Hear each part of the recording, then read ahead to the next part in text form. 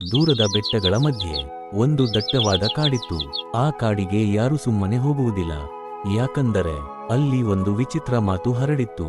ಕಾಡು ಮಾತನಾಡುತ್ತದೆ, ಆದರೆ ಕೇಳುವವರು ವಿರಳ. ಅದೇ ಕಾಡಿನ ಅಂಚಿನಲ್ಲಿ ಆದಿ ಎಂಬ ಹುಡುಗ ತನ್ನ ಅಜ್ಜಿಯ ಜೊತೆ ವಾಸಿಸುತ್ತಿದ್ದ. ಅಜ್ಜಿ ಸದಾ ಹೇಳುತ್ತಿದ್ದಳು, ಕಾಡಿಗೆ ಭಯಪಡಬೇಡ ಮಗ, ಅದು ನಮ್ಮನ್ನು ಕಾಪಾಡುತ್ತದೆ.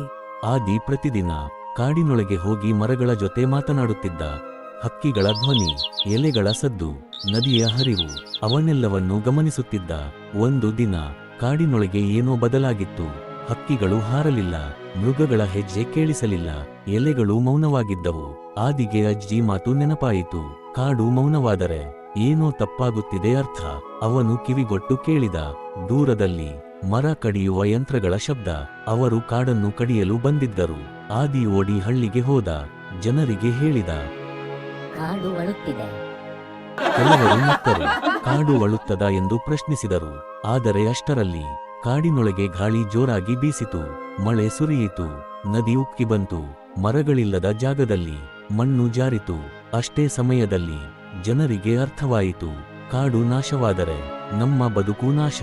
ಹಳ್ಳಿಯವರು ಎಲ್ಲರೂ ಸೇರಿ ಮರ ಕಡಿಯುವುದನ್ನು ನಿಲ್ಲಿಸಿದರು. ಕಾಡನ್ನು ರಕ್ಷಿಸುವುದಾಗಿ ಪ್ರತಿಜ್ಞೆ ಮಾಡಿದರು. ಆದಿ ಮರದ ಕೆಳಗೆ ನಿಂತು ನಿಧಾನವಾಗಿ ಹೇಳಿದ, ಕಾಡು ಮಾತನಾಡುತ್ತದೆ, ನಾವು ಕೇಳುವುದಿಲ್ಲ ಅಷ್ಟೇ.